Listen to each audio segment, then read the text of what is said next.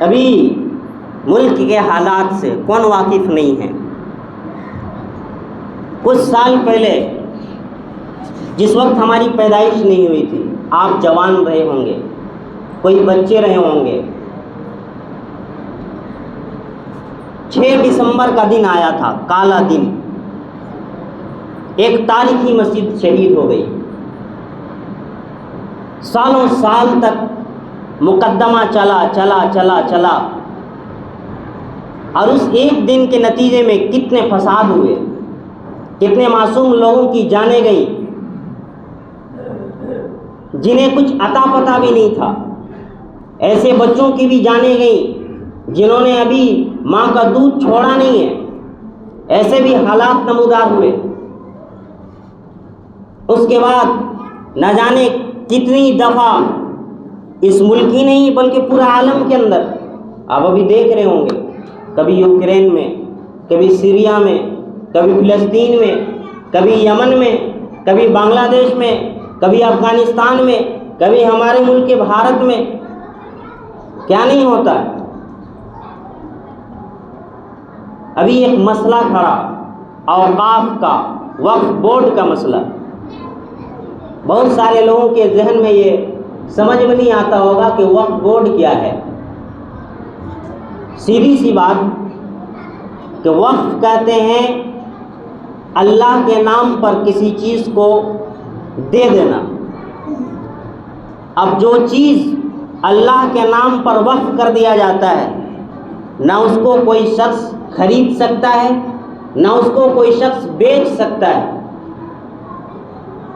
وہ اللہ کے نام پر وقف ہو گیا اور کسی کا ملکیت میں وہ نہیں ہے، نہ کسی انسان کی ملکیت میں ہے، نہ کسی سیاسی جماعت کی ملکیت میں ہے، نہ کسی بادشاہ کی ملکیت میں ہے، وہ عام مسلمانوں کی، وہ اللہ کے عام بندوں کی ملکیت ہوتا ہے، وہ اللہ کا پراپرٹی ہے۔ ہمارے جو پروج تھے، آبا و اجداد جو تھے، شروع سے اوقاف کرنے میں ان کے اندر ایک جذبہ رہا ہے۔ کنہیں نے قبرستان کے لیے زمین دے دیا، کنہوں نے مسجد کے لیے زمین دیا، کنہوں نے اپنا ایک ایسا عالیشان بنگلہ اللہ کے نام پر وقف کر دیا کہ آنے جانے والے مسافر یہاں ٹھہریں گے، رہیں گے، یا سرائے بنے گا، مسافر خانہ بنے گا۔ کسی نے مکتب میں بچوں کے پڑھنے کے لیے زمین وقف کر دی، کسی نے مسجدیں وقف کر دی، کسی نے مدرسے میں تعلیم کے لیے اپنی زمین وقف کر دی، اپنی عمارتیں وقف کر دی۔ اب یہ جو وقف کردہ جو زمین ہے، اس کا کوئی مالک نہیں، نہ تو مدرسے کا محتمم مالک، نہ مدرسے کا مسجد کا متولی مالک، نہ مدرسے کا کمیٹی مالک، نہ مسجد کی کمیٹی مالک، نہ قبرستان کی کمیٹی مالک، کوئی مالک نہیں ہے۔ مالک اللہ ہے امت مسلمہ کا، نہ اس کو کوئی خرید سکتا، نہ اس کو کوئی بیچ سکتا ہے۔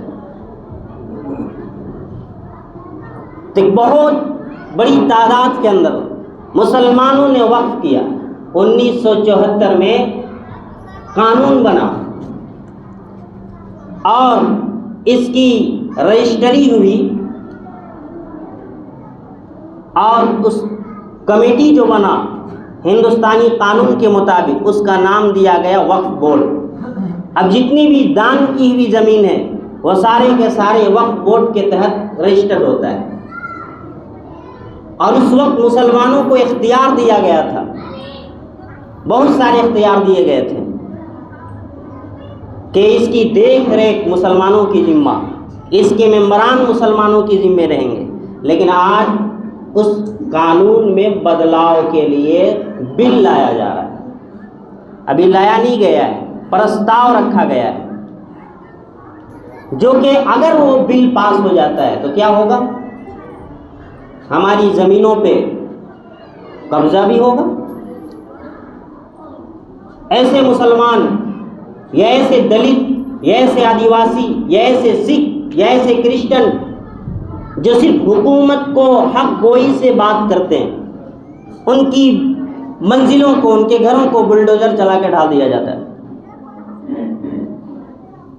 انصاف نہیں ہوتا۔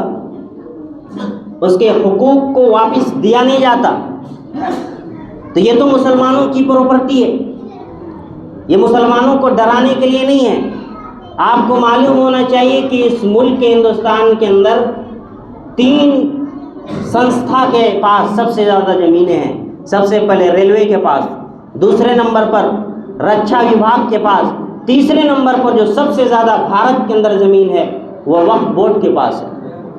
قریب 9.4 لاکھ ایکڑ میں زمین، جو 8 لاکھ سے زائد کی پراپرٹی بنتا ہے۔ اب کیا ترمیم لائی گئی آپ سب جانتے ہیں، ہم اس پہ گفتگو نہیں کریں گے۔ جوائنٹ پارلیمنٹری کمیٹی نے ایک اسکینر ظاہر کیا اور رائے طلب کیا، اور مسلم پرسنل لا بورڈ نے اپنا ایک اسکینر جاری کیا، QR کوڈ جاری کیا کہ اس کے ذریعے سے آپ اس کو میل کریں۔ آپ کے حق میں جتنا میل آئے گا، جتنی رائے آئیں گی، تو بل جو ہے آپ کے حق میں رد ہو جائے گا۔ دونوں سمودائے کی طرف سے ہے۔ اچھا، یہ تو معاملہ اسلام کا ہے، یہ کوئی زمینی معاملہ نہیں ہے، یہ کوئی دیوبندی معاملہ بھی نہیں ہے، یہ کوئی بریلوی معاملہ بھی نہیں ہے، یہ شریعت کا مسئلہ ہے۔ 4 قانون ہیں شریعت کے، 4 مسائل جو مسلمانوں کے پرسنل لا میں سے آتے ہیں۔ ایک نکاح ہے کہ دنیا کا قانون کوئی سا بھی ہوگا، نکاح جو ہوگا شریعت کے قانون کے تحت ہوگا۔ ایک ہے طلاق، دنیا کا قانون کچھ بھی ہو، طلاق کا جو معاملہ ہے وہ شریعت کے مطابق ہوگا۔ ایک ہے منہ بولا بیٹا کا مسئلہ، اور ایک ہے وراثت کا مسئلہ، اور ایک ہے وقف کا مسئلہ۔ اس میں قانون کو کوئی مداخلت نہیں، کسی بھی دھرم کو کوئی مداخلت نہیں، گورنمنٹ کو کوئی مداخلت نہیں۔ یہ مسلمانوں کی پرسنل 6 قانون ہے جس پہ کسی کو ہاتھ صاف کرنے کی اجازت نہیں ہے، لیکن آج اس پہ کیا جا رہا ہے۔ یہ حالات ہیں۔ سب سے زیادہ افسوس ہمیں یہاں اس بات پر ہوتا ہے کہ اس طرح کا مسئلہ ہمارے سروں پر ہے، لیکن اس سے زیادہ افسوس ہمیں ان نوجوان نسلوں پر ہوتا ہے جو 2 مہینہ گزر گئے محرم کو، اور آج بھی اسٹیٹس پہ ڈال رہے ہیں محرم کی ڈی جے کو اور ناچ رگانے کو۔ شاید ان کے کانوں پہ شیطان موت کے چلا گیا جو ان کے کانوں میں سنائی نہیں دیتا، یا ان کی آنکھوں پہ پیشاب کر کے چلا گیا جو ان کی آنکھوں سے حالات دکھائی نہیں دیتے۔ ہم نے 2 جمعہ تھوڑا سا اس پہ گفتگو کیا، میں نے اس پہ وضاحت نہیں کیا کیونکہ یہ وضاحتی طور پر آج موبائل کا زمانہ ہے، انٹرنیٹ کا زمانہ ہے، واٹس ایپ کا زمانہ، سب دیکھ رہے ہیں۔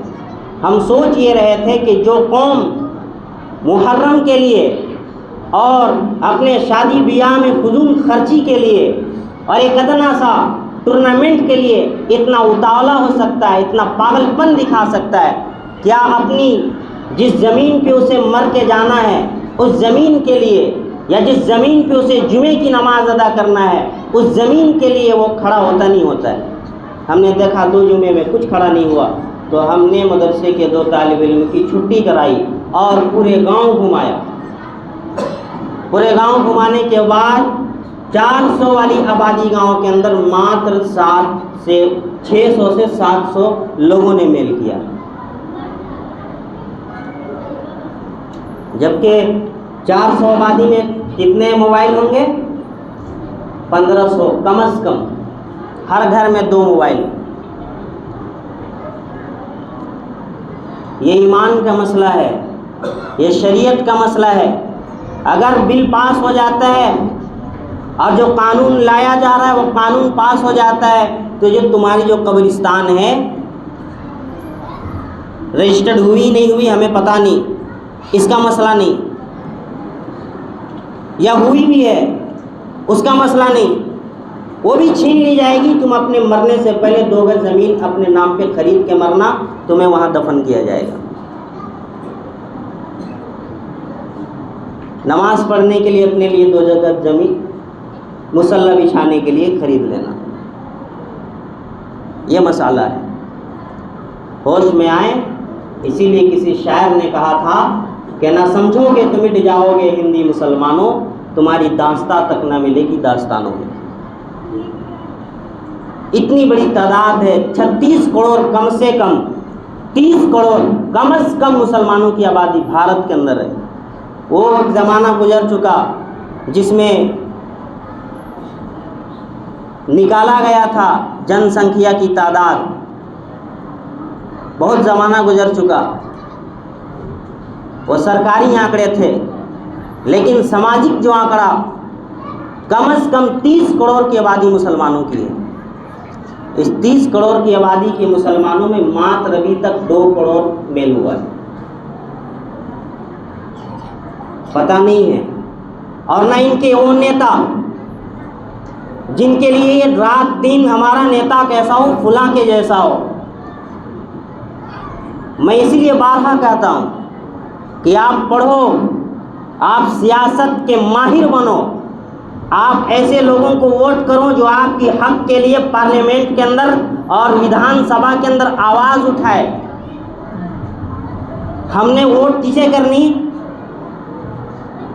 کہ پارٹی ہونا چاہیے تاکہ بی جے پی نہ آ جائے، جبکہ ہمیں ووٹ اسے کرنی چاہیے، سانسد چننا چاہیے۔ ہمیں سانسد چنتا ہے پردھان منتری، ہمیں ودھائک چننا چاہیے، ودھائک چنتا ہے مکھیہ منتری۔ وہ ہماری ایک ودھائک ہم اگر صحیح سالم چنیں گے تو وہ ہماری بات کو ودھان سبھا کے اندر رکھے گا۔ اگر ہم ایک سانسد صحیح آدمی کو چنے تو وہ ہماری بات کو پارلیمنٹ کے اندر رکھے گا۔ ہم نے وہ نہیں کرنا، ہمیں تو اپنی پارٹی دیکھنا کہ ہماری پارٹی کون سا ہے۔ ہماری پارٹی وہ ہو جو جیت کر جائے اور وہاں جا کے کونا میں ایک طرف بیٹھے رہے، سر جھکا کر پورا سال صرف حاضری کی رجسٹر میں اس کی حاضری چڑھے اور واپس آ جائے، بس۔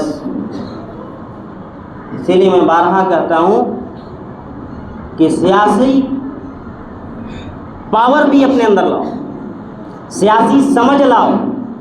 اب زمانہ تلواروں کا نہیں ہے، اب زمانہ ہتھیاروں کا نہیں ہے۔ آپ کو مات دینے کے لیے وہ پارلیمنٹ میں بیٹھ کے سائن کر کے آپ کو زندگی تباہ و برباد کر دی جائے گی، ودھان سبھا کے اندر بیٹھ کر آپ کی نسلوں کو تباہ و برباد کر دی جائے گی۔ آپ یہاں لے کے ہاتھ پہ لٹ لے کے پکڑ کے رہنے سے کچھ نہیں ہوگا۔ اسی لیے آپ پڑھو، اپنی اولادوں کو تعلیم دو، اپنے اندر سیاسی بیداری پیدا کرو۔ اللہ تبارک و تعالی ہم سبھی کو کہنے سننے سے زیادہ عمل کی توفیق عطا فرمائے۔ اور جو لوگ ابھی تک اس اسکینر کو اسکین نہیں کیے ہیں، آج آخری ڈیٹ ہے، آپ حضرات اس کو اسکین کریں اور اپنا رائے جوائنٹ پارلیمنٹری کمیٹی کو بھیجیں۔